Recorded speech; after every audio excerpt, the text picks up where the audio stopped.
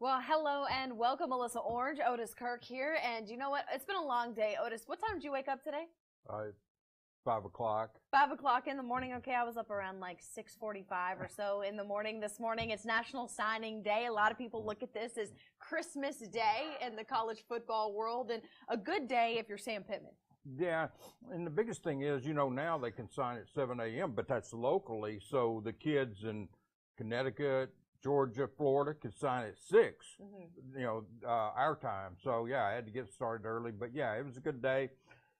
There was, he got the quarterback, Malik Hornsby, Jalen St John, and then, of course, they also pulled in the Marcus Henderson. Yep. And all three of those kids are 4-stars with at least one service. So, I think Jalen's with Rivals. I think Marcus and Malik maybe with all of them, but all three of those kids were 4-star recruits. And all four had a lot of offers. And it was just yesterday people thought Marcus Henderson was going to Ole Miss, and Sam recruited Lane on that one and some others, and it was a good day. It was really. It's easy to say that. Yep. But it was. It was a good day. Well, we're going to talk about these guys individually in alphabetical order here in the next couple of minutes. But first, here's Sam Pittman from just a little bit ago in his press conference. The thing I like most about this group is that they want to be a part of Arkansas. Now, you're going to say, well, we know that. They signed with Arkansas. But by 7:47 this morning, we had all 23 scholarships signed. By 7:47 in this morning, they had all their scholarship offers signed. An exciting day, as we mentioned, for Sam Pittman. So let's get to it. The first guy I want to talk about, Andy Boykin.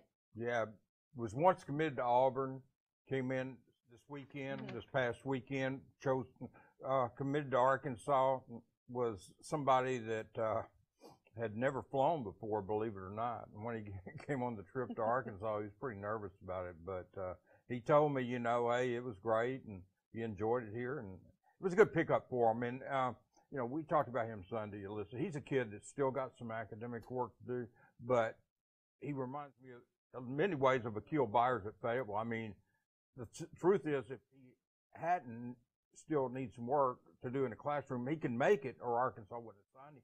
But he wouldn't even been available had it not. So Arkansas got him a very good player there, and if he qualifies, it's going to be a very good turnout for the Razorbacks in that regard. Well, the next guy, again, we're going in alphabetical order, is Levi Draper, and he is a grad, or not a grad transfer, but a grad transfer over from Oklahoma. And he's a guy that plays linebacker, and Sam Pittman just said at his press conference they really think he could come over here and make an impact. Well, he only had 3 tackles, and that was on special teams this year, but Sam and them tried to sign him at Georgia. And this kid was a 4-star out of Collinsville High School in Oklahoma, had offers to everybody in the country, visited Arkansas, but chose to stay home and play for the Sooners. But, he said sometimes you just got to trust you're getting a player that you saw when you were recruiting him, in high school. So you don't know what happens. Sure. You can get buried on the depth chart. A lot of things can happen at a college. So Sam knows what kind of player he's getting, and they're very happy with it. And, he doesn't graduate till the spring, so he'll be here in the summer. It's a deal like Nick Starkel last year where he graduates in May. And has 2 years of eligibility. Right, okay. Right. Same thing. So, yeah, and they need linebackers. They haven't signed enough linebackers recently, so it's an older kid who, if they can get that magic that they saw in high school when everybody in the country wanted him, if they can get that, they got to steal. Well, I laugh at myself because I get so confused now with the whole transfer portal, whether these guys are just transfers or they're grad transfers. Everything is kind of a mess a little bit when it comes to that. But a guy who they think, again, you just lose Scooter Harris in that linebacking core. You've got Bumper Pool, who obviously has a lot of experience there. But this guy can come in and, again, like transfers do, bring immediate experience. Well, if he doesn't start, and I think he's got a good chance to start, but if he doesn't, he's certainly going to be in the rotation. You don't recruit the grad transfers to come in and be depth for you, to be reserves. You recruit them because they're impact players, and that's what they feel like. Like I said, if they can find the Levi Draper that everybody saw in high school, then a steal for them. Yeah, it's a big-time steal, and it's a guy that they can certainly use. All right, well, we've talked about this guy a lot. You call him Mr. Henderson. Marcus Henderson out of Memphis, Tennessee. He's one of those big-time offensive linemen, 4-star guy, again, out of Memphis, Tennessee, that Sam stole away from Ole Miss. Yeah, you beat Kiffin on him. And, yeah, I saw Marcus when he was here, and, man, he is huge. And, I mean, Sam talked today about he went from 340 down to 290 and needed to, you know, because he played a lot quicker. They'll probably play him at 300 or so, and whether it's guard or tackle, he's an impact player. I mean, you know, he is a kid that they beat, and you know, it's easy to say they beat Ole Miss, but look, Tennessee, Missouri, everybody wanted that kid. I mean, Alabama, you know, everybody offered that kid and wanted him, so it's not just like Arkansas and Ole Miss, but yeah, that's the 2 finalists, but yeah, he came in here. He was the last kid out of that December 13th weekend, the first weekend Sam was here, that he brought kids in. That was the last one that hadn't made a decision. He got him. Off the top of my head, I think he got everybody but the one kid, Donovan Johnson, who was already committed to Virginia and went to Virginia. Sam got everybody else from that weekend. Well, I tell you, a lot of people were smiling when this guy committed, but I don't think anyone's smiling bigger than Kendall Briles. Got his guy, Malik Hornsby, another 4-star QB, dual threat guy out of Missouri City, Texas. He announced on national TV on ESPN that he was coming to Arkansas. And see, that's huge. When Arkansas, you know, they go on those shows and they pull out that Razorback cap or announce for Arkansas, however they do it. That's national, and everybody sees it, and people start thinking, man, you know, kids watch that, and kids in 11th and 10th grade, kids watch that, and they think, hey, Hornsby picked Arkansas, maybe I need to look at it. You know, I mean, hey, if 1 or 2 do that, it's well worth it, and it's good publicity, and he's a kid that runs a 10-700-meter dash, can run, can throw, can do it all. He is exactly what you want in a quarterback if you're going to run a dual threat offense, and he's very capable of doing it. He played in the U.S. Army All-America game. He played in a bowl game and All-Star game in Hawaii. He loved it over there, but didn't. He said no way he'd ever consider going there. It's an 8-hour flight. You know, young kid that never been there. I didn't want to tell him about the flights to the Philippines, but, but you know, I mean, it makes that 8 hours nothing. But so anyway. All right, well, as we continue, and again, something that Sam talked about today was just a big focus on defense. They wanted speed. They wanted to build up their depth on defense. They did that. A DB, Kari Johnson, out of Connecticut. So they went up north to get this guy out of the Northeast. Well, here's what happened on that, too. He came in when Chad and them were still the coach. He watched the Mississippi State game, and he was very interested. He loved it here. So even though Arkansas got beat pretty bad in that game, he loved Fayetteville. He loved the university. And, you know, and as soon as this staff got here, you know, he got in touch with Sam Carter, and Sam started recruiting him. And, yeah, I mean, it was perfect. You're talking about a class kid. I mean, a kid that played offense, played defense, return kicks. He did it all for his high school, Alyssa. And they were a good team. And they're probably not, Sam may never go to Connecticut to get another kid, but he got a good one there. Although he's got some teammates that are younger that they probably will. Come to think of it, they probably will be looking in that direction. Pittman said that recruiting is regional, and you understand you got to get guys out of Arkansas, Oklahoma, Texas, Missouri, Louisiana. Those are hotbeds. But in Memphis, if there's a good kid from Connecticut, don't ignore him. Well, no, I know. And Georgia came in and offered this kid. You know, Sam talked about some schools came in, and Georgia was one of them. And the kid stayed. It speaks of his character, though, that he visited Arkansas, committed, and then while he was here on Saturday, he didn't wait till Sunday, committed on Saturday, and then he stayed solid. And Georgia, as soon as he got home that next week, the Monday, Georgia offered him, and he stayed solid and true to the Hogs, and it speaks volumes of his character. And that's one thing you want to make sure when you go that far out of your region, you're getting kids that you know about, and they don't have to worry about that one. All right, next up, another offensive line. We knew that Sam Pittman was going to do damage in that category. Jalen St. John out of St. Louis, Missouri, another big-time 4-star recruit for this Razorback team. Yeah, Jalen did us all a favor, too. He stayed home. The school was out up there, I guess, bad weather today, so he went early at 1:30 so he could separate a little bit from the league, and it was great. I mean, he was committed to Missouri, then Barry Odom, Brad Davis leave there, and that was the two reasons that he was going there. So when they left there, he came in and visited Arkansas that January, 19th weekend, I guess. January, that first weekend, it's January 17th maybe. But anyway, the first weekend in January that they could host visitors, he came in that weekend.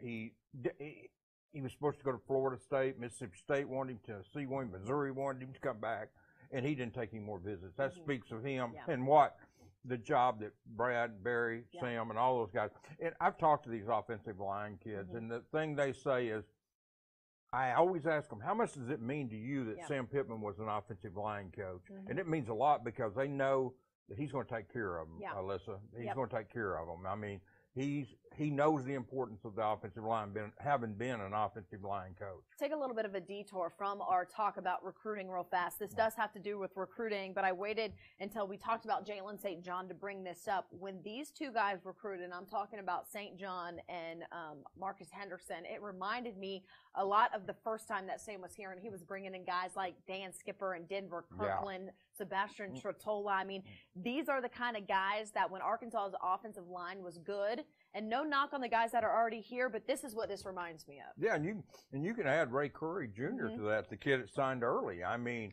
those are three recruits that come in that have the size. Now, maybe you've got to get them stronger. Maybe you've got to reshape their weight a little bit, but they've got the size that you want in an SEC lineman, and so you don't have to automatically look at him and say, well, I've got to put 50 pounds on this kid, or I've got to put 40. No, they've got that. So all you've got to do now is kind of fine-tune them. And Sam's good at that. He's actually great at that, at finding kids like that and getting offensive line, SEC-ready offensive linemen is what I should say. And I don't know how much they'll play, but I promise you they'll be in the mix for it. And even if they don't start, what they're going to do, they're going to push some kids, and it's going to make these other kids better because of competition. Absolutely. All right, let's go to the defensive line now. I'm picking back up where we left off. Whelan Magee here out of Fort Valley, Georgia. Yeah, he's a kid that committed pretty early to Sam. You know, Sam, he was one of the first kids Sam offered when he got here, and he looked the situation over and and thought, I want to go there, and said that without ever been here. And then he came in on a visit. It was even better than he thought. So. Yeah, I mean, that was a great pickup for them, and he's just a kid that a big defensive lineman, that, a lot like some of these other kids they signed, like Blaine Tone, some of that, he can play all four positions. He's 255 now, but he's 6'4", so he may be 290, so he's capable of playing all four positions, so there's versatility there, and that's what you like on a defensive lineman. All right, continuing on, a tight end. This is something they needed. Only 3 scholarship tight ends, including this guy, Colin Sutherland, who was a late add yesterday for Arkansas, but really needed. Yeah, he's a kid that I wondered he was one of the 2 tight ends that I wondered about when they were trying to get another tight end. And there's a transfer still out there, a kid from UCLA that I thought, and then his brother Keaton, I knew his brother Keaton, and he's had a couple of brothers that's gone to school here. I think at least one of them still lives here in Northwest Arkansas. Sutherland's a physical kid. He was committed to UNLV, but wanted to be a Hog, and when they offered him yesterday, he accepted on the spot. And so it was a good pickup. And Nate, it was a must to find whether Sam said today he likes 5 tight ends. They've got 3. So, figure up they've got 2 scholarships left. One of those will go to Xavier Kelly from Clemson if he wants it.